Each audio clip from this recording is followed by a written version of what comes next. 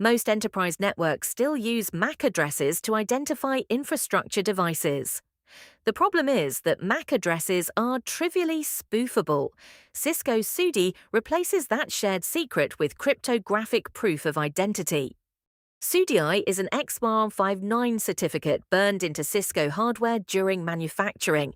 It is Cisco's implementation of IEEE 802.1AR, the standard for secure device identifiers.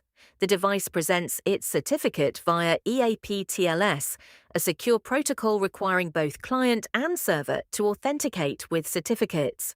3 things actually matter. First, SUDI is just the credential. 802.WEX is the framework that checks it. Second, a valid certificate only proves Cisco made the device. You must configure your Radius server to verify the serial number against your approved inventory.